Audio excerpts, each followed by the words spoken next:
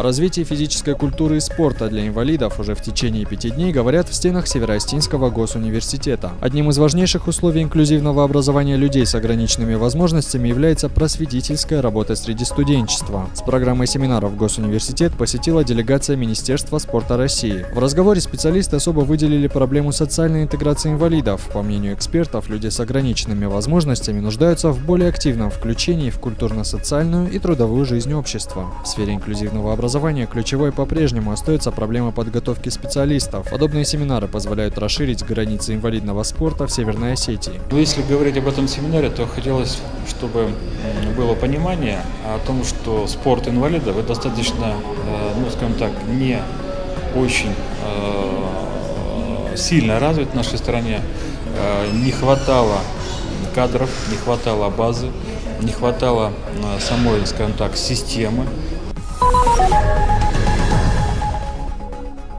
Ребята из Нягонского детского дома «Северяночка» и поселка Приобье приехали на каникулы в Северную Осетию. На протяжении 10 дней вместе с воспитанниками Бесланской школы-интерната они будут отдыхать в детском реабилитационном центре при Аланском женском монастыре. Этот визит стал возможен благодаря нашему земляку, председателю Центра остинской культуры Алания в Ханты-Мансийском автономном округе Валерию Абаеву. Именно он привез воспитанников детского дома с Крайнего Севера на свою родину. Удалось это благодаря полученному гранту на реализацию проекта под названием «Не рождаются трудными дети». Гостей ждет насыщенная программа, запланированы экскурсии по особенным местам в Даргавсе, Цее, Наре и интересная прогулка по Владикавказу. Дети наши, конечно, это сложная категория, это детдомовские дети, дети, у кого нет родителей, у кого те дети, которые попали в трудную жизненную ситуацию. Но вот они уже сегодня 3-й день, я так думаю, что уже результат есть, и не зря мы сюда приехали. Конечно, сегодня заранее говорить о том, что какими они будут и какими они станут, мы не можем, но мы надеемся на то, что по приезду в Нягань эти дети захотят вернуться обратно сюда.